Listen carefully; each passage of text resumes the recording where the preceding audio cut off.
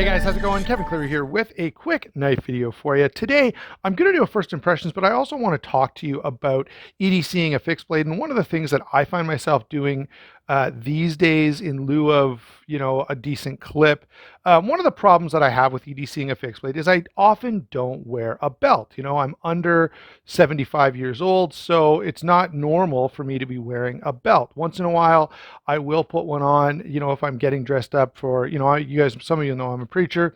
And so if I'm wearing a suit, obviously you got to wear a belt. But outside of that, I'm usually not wearing one. And that means that a lot of fixed blades, okay, we've got these T-clips on these Civivis. We've got belt loops on this Kaiser. We've got a belt loop on my line steel M4, right? None of these work really well for me to carry on any kind of a regular basis because I rarely wear a belt. Now, sometimes, so for example, the line steel M4, I love this knife so much that just in order to be able to carry it, I will purposefully wear a belt. All right, that's above and beyond as far as I'm concerned. But most of the time, I don't feel that strongly about one particular knife that I'm willing to, change my whole fashion approach just so that I can carry a particular knife. I know I'm not a true knife guy if I'm not willing to change my whole outfit just to carry it, but that's the way it kind of goes for me. Now, the other thing that matters to me a great deal is going to be the handle. How much handle I get and how comfortable it is another big factor for me.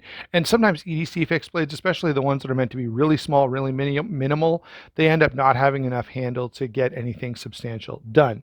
So let me go ahead and go through some of the examples I've got here that I think actually do work pretty well. And one of the things I've been doing, and one of the things even I can sometimes even get away with it with this knife, depending on what pants I'm wearing, is I will just drop this straight into my pants pocket.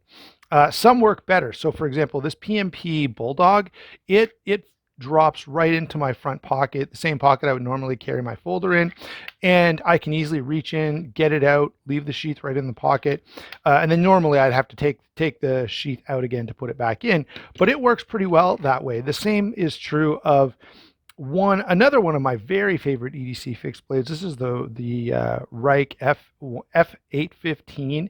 This is phenomenal. The steel, the design, the look.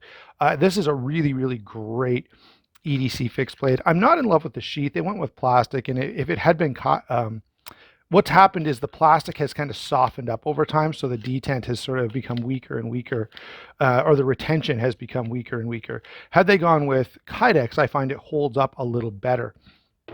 But I still use and carry this quite a bit. And you can see right now I have it set up. A lot of times this is in my tool belt. So I took the clip off because I don't clip it to my tool belt. I just drop it in, and I'll do the same thing with a pair of pants. The Kaiser Harpoon, again, really, really good. Now, by the way, they have made some changes to the Harpoon. This is D2. Now it's coated D2, which is great. And so you're going to get a little better edge retention. You could probably argue, maybe that it's because it's more brittle, it's less well suited to outdoor use, which they specifically claim for this. And of course, Maverick Custom specifically says like this is designed to flex into EDC and outdoor use. Got a couple of Civivis here, the Plank, and that's like the Plank Constant if you want to know the spelling of that. And lastly, I've got the Backup. Now the Backup is a new knife. We haven't seen this one before on the channel. So I thought I'd take a second here and give you a quick, hold on, I bumped my camera. There we go. Give you a quick size and weight rundown on this guy. This is 7 7/8 overall, 8.5 inches with the sheath. All right, so since we're talking about dropping a knife straight into your pocket, again, this does have the T-clip, which requires you to wear a belt, which we've already kind of gone over. I don't normally do that.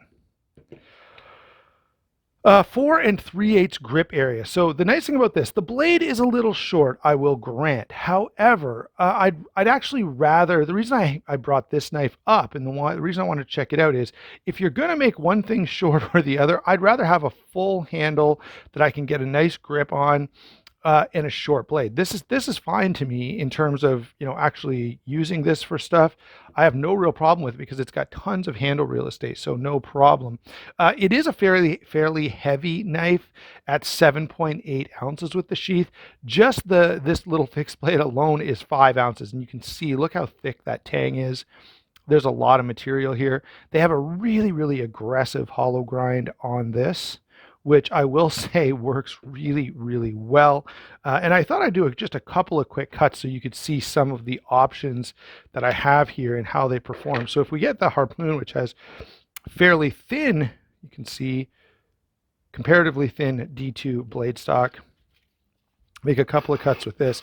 I mean, it cuts well, no question.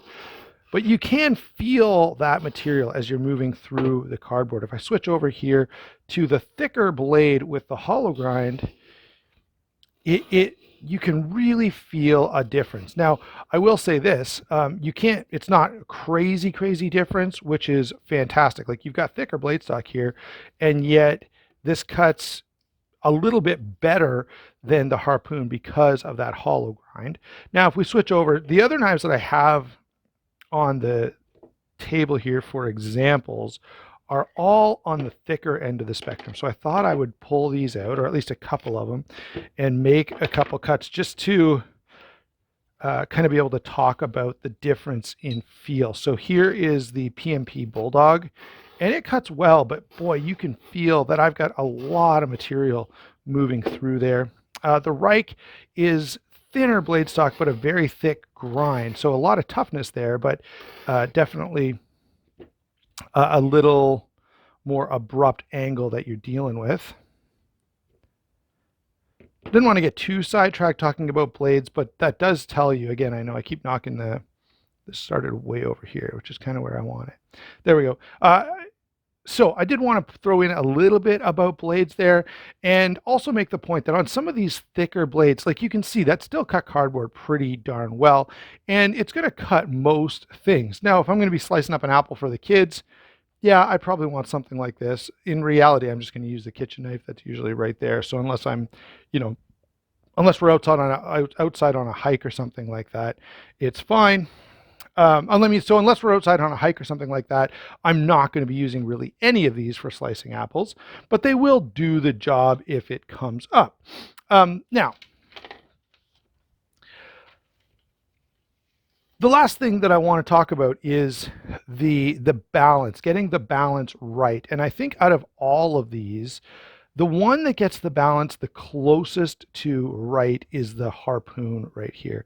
This is such a great design from Maverick Customs, and it's because it allows me, I've got a nice spot for my thumb, I've got tons of blade here, and I've still got a comfortable handle. Like, this is a knife I can actually comfortably get some work done with.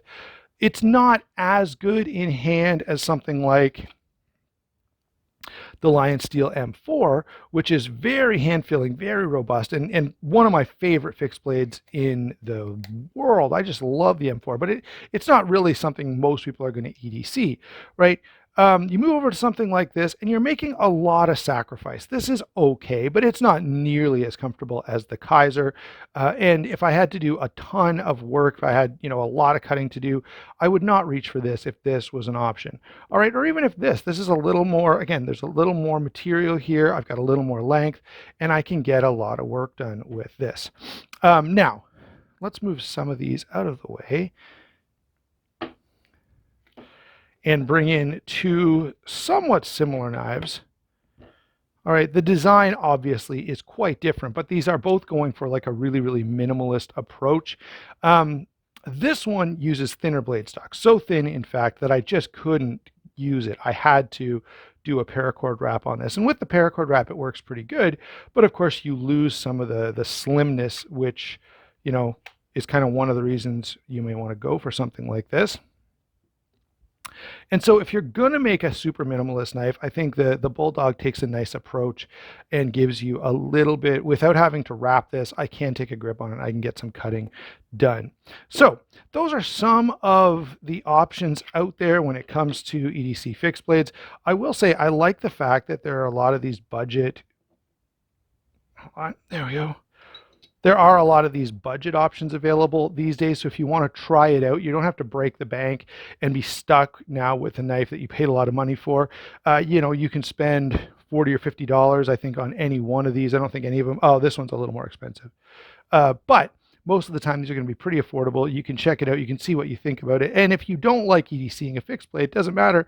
You've still got a useful cutting tool that you can, put in a backpack or put on, these all have different attachment mechanisms that you could use to attach them to packs or bikes or put them in your car, whatever the case may be. So there you go. That's a little bit of a discussion as well as a quick first impressions on the Civivi Backup. I do hope to shortly add the Elementum fixed blade. It should be coming into stock in some retailers fairly shortly, and I do hope to get my hands on one and share that with you as well. When I get to that point, I'm hoping I can take all of these out to the forest. The weather is getting to be that way, so I think I can probably get that done and spend a little bit of time in the bush talking about knives out there with you. All right, thanks a lot for watching. Don't forget to like and subscribe. Don't forget to check those channel sponsors. We'll talk to you soon.